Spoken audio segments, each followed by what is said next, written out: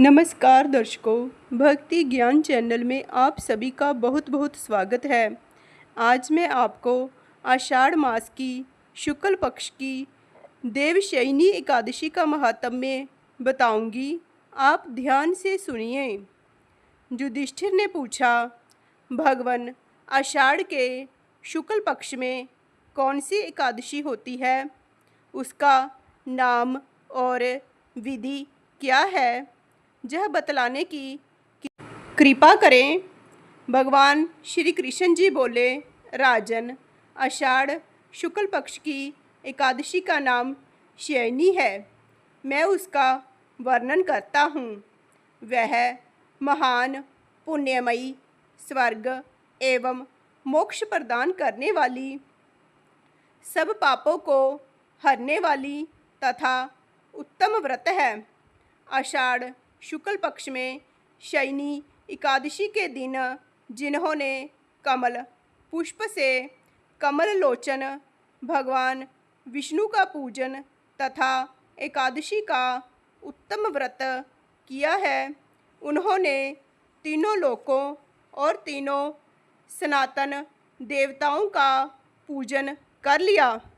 हरिशयनी एकादशी के दिन मेरा एक स्वरूप राजा बलि के यहाँ रहता है और दूसरा क्षीर सागर में शेषनाग की शैया पर तब तक शयन करता है जब तक आगामी कार्तिक की एकादशी नहीं आ जाती।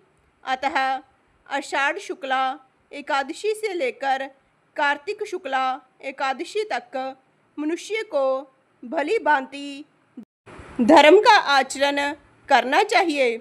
जो मनुष्य इस व्रत का अनुष्ठान करता है वह परम गति को प्राप्त होता है। इस कारण यत्नपूर्वक इस एकादशी का व्रत करना चाहिए। एकादशी की रात में जागरण करके शंख, चक्र और गदा धारण करने वाले भगवान विष्णु की भक्तिपूर्वक पूजा करनी चाहिए।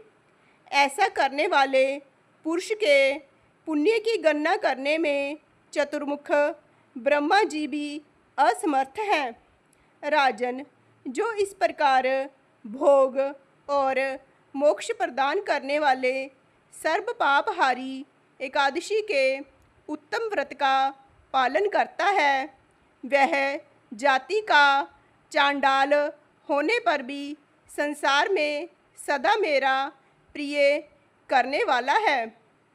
जो मनुष्य दीपदान, पलाश के पत्ते पर भोजन और व्रत करते हुए चौमासा व्यतीत करते हैं, वे मेरे प्रिय हैं। चौमासे में भगवान विष्णु सोए रहते हैं, इसलिए मनुष्य को भूमि पर शयन करना चाहिए। सावन में साग, भादों में दही, कवार में दूध और कार्तिक में दाल का त्याग कर देना चाहिए। अथवा जो चौमासे में ब्रह्मचर्य का पालन करता है वह परम गति को प्राप्त होता है।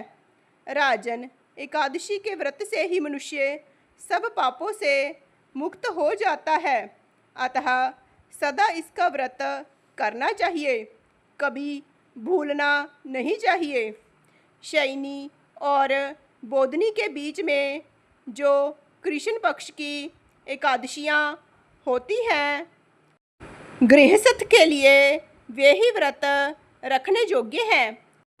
अन्य मासों की कृष्ण पक्षीय एकादशी गृहस्थ के लिए रखने योग्य नहीं होती। शुक्ल पक्ष की एकादशी सभी करनी चाहिए। इस तरह से हमने आज आषाढ़ मास की शुक्ल पक्ष की शयनी एकादशी का महात्म्य जाना। बोलिए श्री कृष्ण भगवान की जय। लक्ष्मी नारायण भगवान की जय। जय श्री कृष्ण।